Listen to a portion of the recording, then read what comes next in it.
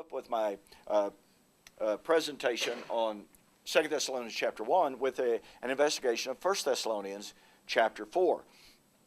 Obviously, Steve will agree that this is a foundational text. He believes it applies to the future. If, therefore, I can demonstrate that this text refers to the events of AD 70, to the resurrection, the parousia at that time, then my affirmative will have been established. So if we can determine the time and the framework of Thessalonians, then, again, my position will be established. And I believe that we can establish that in a variety of different ways. Now, obviously, I've only got, a very short period of time here. But I want to do this. Now, Steve said we have similar language found throughout Scripture. Well, that's obviously true. I mean, it's an excellent point.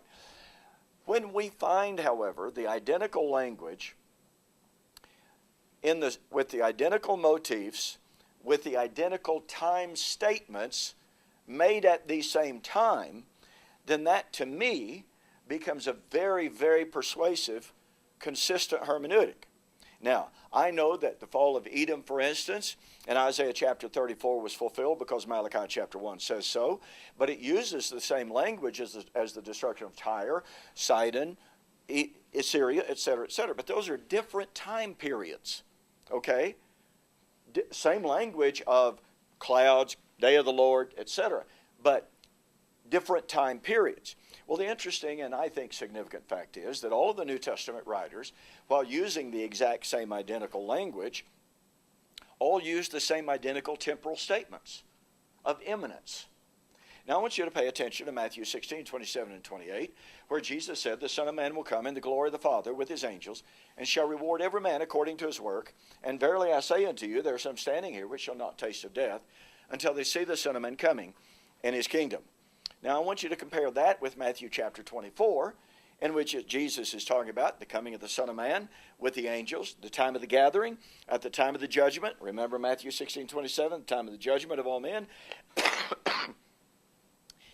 And just like Matthew 16, pardon me, is the time of the coming of the kingdom. Likewise, Jesus described the fall of Jerusalem in AD 70 as the time of the coming of the kingdom. Luke chapter 21 and verse 31.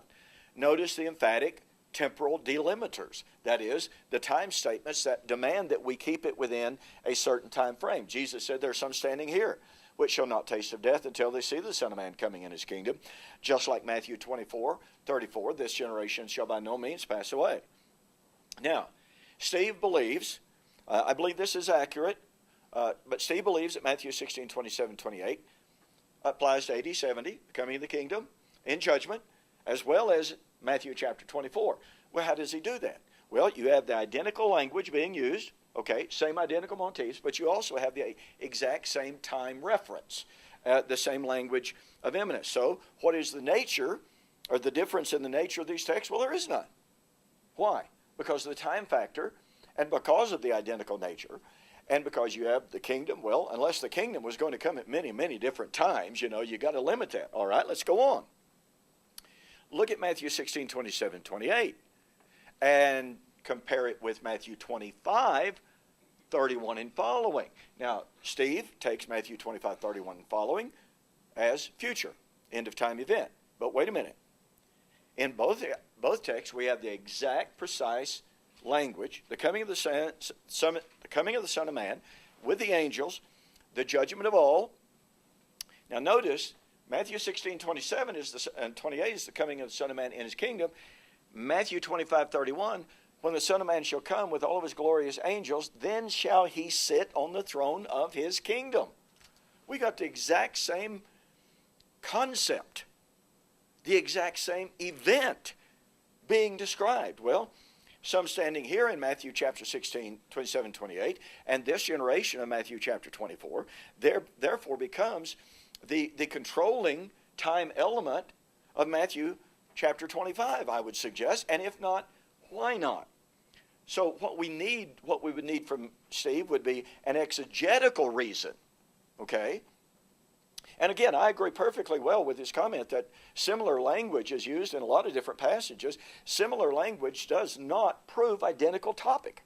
I agree with that 100%. So we have to be very careful students in seeking to take, okay, here's the coming of the Son of Man, here's the coming of the Son of Man. Are they different? Can they be different? Why are they different? Why must I delineate between these texts? And I suggest to you, because Matthew 16, Matthew 24, and Matthew 25 are all talking about the coming of the Son of Man in his kingdom, that we are all but forced, and by the way, at the time of judgment. Unless we want to say that Christ came in his kingdom, sat on his throne in judgment of all men, at the gathering of the nations, at multiple different occasions, then I think we would have a very serious problem in dichotomizing between this. Now then, I want you to turn to 1 Thessalonians chapter 4, verse 13 and following, in which Paul said, "This we say to you by the word of the Lord." Now, the scholarly consensus, now, I'm going to give a little caveat. Steve and I would both say scholarly consensus, you can take that and a quarter and buy something. I don't know what it is anymore, Steve, but anyway, you can take that and a quarter and buy something. Because scholars can be every bit as wrong as anybody. There is, however, a scholarly consensus that when Paul said, "This we say to you by the word of the Lord," he was referencing, or what he was saying is, I'm reminding you of what Jesus said in his teaching on eschatology. Well, I believe that is accurate. Some have suggested, well, what Paul was really saying, well, I'm giving a new revelation. I don't believe that. Paul said he got his gospel from Christ himself. Could that be some new revelation that Jesus did not give? Certainly it could be, if we're trying to be objective about it, and we want to be as objective and honest to all Paul's possibilities. But if it's true that Paul in 1 Thessalonians chapter 4 is drawing from the Olivet Discourse, it is highly significant that the only place in all of Jesus' teachings in which every constituent element mentioned by Paul in 1 Thessalonians chapter 4 is to be found in Matthew 24, 29 to 34. The only place. Now, if, or since, I believe, this is true, it forces us to examine these parallels even more closely and consider the implications of that. And I believe that when we do that, it becomes abundantly and undeniably clear that 1 Thessalonians chapter 4 was fulfilled in AD 70. Now, for those of you who do not know, and I'm not trying to hawk a book by any means, but for those who wish to look more carefully in depth at these issues, I've written a book entitled "We Shall Meet Him in the Air, The Wedding of the King of Kings." It is the only and the first and only full preterist commentary on 1 Thessalonians chapter 4 that I'm aware of that's ever been written. It's a real short book. It's only 453 pages long. You can read it in 3 minutes, right? Okay. Anyway, so notice the perfect parallels between Matthew 24 and 1 Thessalonians chapter 4. We have the coming of the Son of Man on the clouds with the angels, the gathering of the elect at the sound of the trumpet, and the emphatic statement, "This generation shall not pass away." We find those exact same parallels in 1 Thessalonians chapter 4. Now, Steve wanted to say, well, this language, those of us who are alive. And he says, well, Paul wasn't alive. Well, that's true. But could Paul not be speaking in a corporate sense? Just like "this generation shall not pass" didn't say who would die and who would not die. It was a corporate statement. This generation, corporately considered, will not pass away. So I agree with Steve on one hand, maybe to that much degree, that the statement doesn't have to include Paul, and certainly didn't, because Paul died before the event. That's undeniably historically true. That does not preclude the idea that Paul's language was speaking of that generation. How much different is the language, "we who are alive and remain," different from "this generation shall not pass"? I don't find a substantive difference in that kind of language. So I would suggest that Steve has a responsibility, being in the negative, to prove beyond a doubt, and to prove it exegetically, that Thessalonians is not typical apocalyptic language. Now, Steve well understands, and it's one of the things I've admired listening to his tapes. Steve understands that the language of coming on the clouds of power and great glory with the angels, the shout and the trumpet, flaming fire. He understands that's apocalyptic metaphoric language. Okay, so my question would be, if the consistent and the persistent use of that kind of language, the coming of the Lord on the clouds with the angels, the shout, etc., is consistently metaphoric, then upon what hermeneutic principle do we come to 1 Thessalonians chapter 4 and say, oh, well, I know how Paul's always used it. I know how Isaiah used it. I know how all the prophets used it, but now it's got to be literal. what is the hermeneutic that demands that? See, a presuppositional futurist eschatology, like I once had, is not sufficient. We have to have the exegetical evidence from the text that says, yes, the language sounds the same as all this metaphoric language, but I know it's different because, okay? I do not believe that he can demonstrate the clear-cut distinction in that language. So I would ask Steve to try to give us the exegetical, contextual, and textual evidence for delineating from Matthew 24 and 1 Thessalonians chapter 4, and especially in the light that Paul says, what I'm saying to you, I've got it from Jesus, i.e. from his former teaching. Now, I want you to notice that Paul says, now concerning those who have fallen asleep in Christ. The question, therefore, is who were those who had died? Were they Christians who had died from just the normal human experience? Well, I'm sure some of them were. I'm not going to deny that. Or do we have reason to believe that some of them were martyrs, and that Paul very much has the vindication of the martyrs in mind? And if so, if they were, and if Paul has the vindication of the martyrs, the glorification of the martyrs in mind, then that demands that we take a fresh look at the temporal context of fulfillment. And as I've suggested to you, suffering and martyrdom are dominant themes in Thessalonians in both epistles.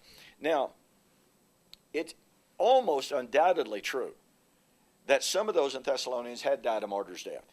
Notice again that all of these passages that I've already shared with you from Thessalonians, in which Paul talks about the martyrdom, the suffering that they were experiencing at that given time in the streets of Thessalonica.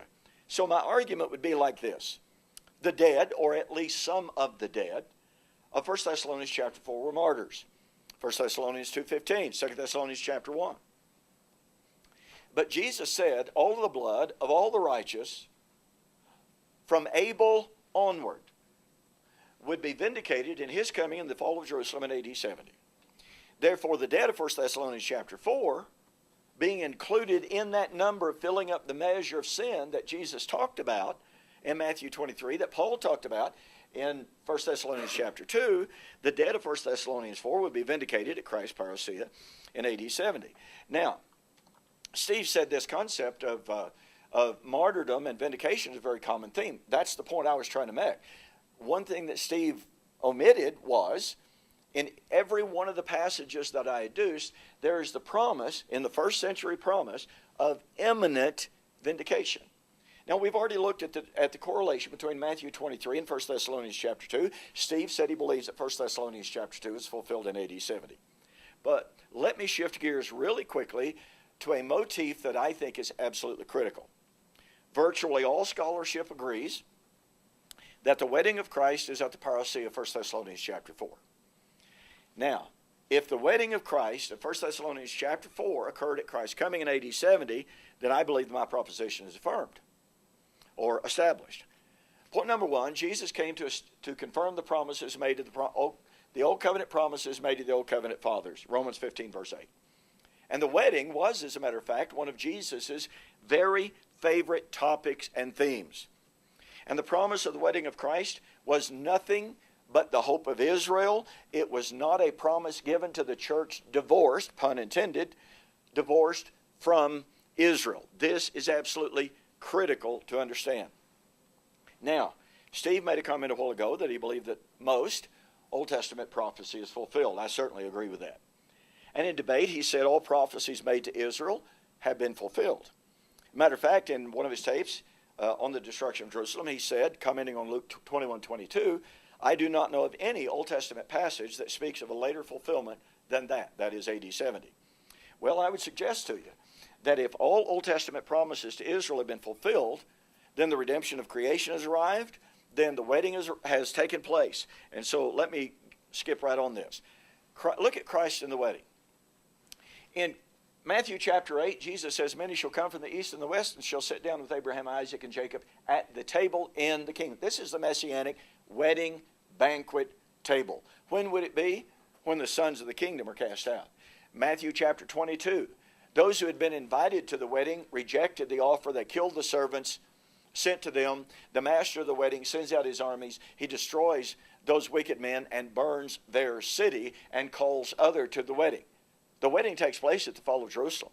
Matthew 25, the wise and the foolish virgins, the coming of the groom, second coming of Christ. So we have the wedding motif as a very prominent doctrine in Jesus' teaching. And it's a common theme in the rest of the New Testament. For instance, at the fall of Babylon, the city where the Lord was slain, by the way, at the fall of Babylon, it is said, let us rejoice, for the time of the wedding of the marriage of the Son has come. Okay? Look how this correlates perfectly well with Paul's statement in 1 Thessalonians chapter 4, we who are alive and remain. If the wedding of Christ was to be at the fall of Jerusalem in AD 70, Matthew chapter 22, if it was to be at the fall of Jerusalem, Revelation chapter 19, then Paul's statement, we who are alive and remain, until the coming of the Lord, which is the coming of the Lord for his wedding, definitely had to be in that generation. Well, I'm going to skip right over this because my time is drawing quickly to a close. Notice that Paul speaks in 1 Thessalonians chapter 4, twice he uses the Greek word parousia. Well, we could venture to say, well, it's just a common word. We could do that, but again, the burden of proof would allow on us to say, okay, here's a parousia that was not near, here's a parousia that was near. Why is that important? Because Paul in 1 Thessalonians chapter 4 mentions the Greek word parousia twice, and he's in the context of the wedding. And remember, the wedding was to be in AD 70, in that generation, in other words. What did James say about the parousia of Christ? Be patient, therefore, brethren, until the parousia. The parousia has drawn near. That's the literal Greek. It's the perfect tense of ingekan, or it is ingekan, the perfect tense of ingus, meaning that which was not near has now drawn near. So the question for Steve is, what is your guiding hermeneutic for determining that the parousia in James was an imminent event, but that the parousia of Thessalonians was not imminent, and indeed 2,000 years plus and counting away? I think we need to know that hermeneutic. Now, how much time do I have left? All right, very good. Let me try to get to just an objection or two. Steve said he did not know whether or not the persecutors were the Jews. Let's just argue this for a moment, okay? Just for argument's sake, let's say it doesn't matter who were the persecutors. Oh, by the way, I would say, weren't the Jews the countrymen of the Thessalonians? And by the way, Paul doesn't literally say that it was the Jews who persecuted. He says it was the Judeans versus these people. So he's talking about a geographical thing, not a religious thing per se. So it's Judeans were the persecutors so he's not drawing a contrast necessarily between Jew versus countrymen. But of course, their countrymen could most assuredly be Jews, as I think Steve even acknowledged that. But for argument's sake, let me make the following observation. Let's set aside the Jews for a moment. Paul unequivocally was writing to living, breathing people being persecuted. Let's forget who they're being persecuted by. And he says, to those of you who are being, not to those who will be, but to those who are being persecuted, relief when? Not one of these days, but relief when? Now, I made a point that I want to reiterate that I think is absolutely critical. You cannot give relief to someone from persecution if they are not under persecution at the time that you come to give them persecution. Who is Paul writing to? To the church of God, or to the church of the Thessalonians. Well, again, Steve said that's kind of a generic type of thing as opposed to the churches in Revelation that we have specific circumstance. Well, once again, we have Romans, we have Corinthians, we have James, we have Revelation. All of them say the same thing. Those churches at that time in those cities, in those provinces, were being persecuted, and invariably the promise was that Christ was coming soon to vindicate their suffering. So the question, therefore, once again is raised. If we find the promise of imminent vindication, okay, if we find the promise of imminent vindication in all of these, quote, generic texts, then why do we not accept the promise of imminent vindication in Thessalonians? Thank you, Steve.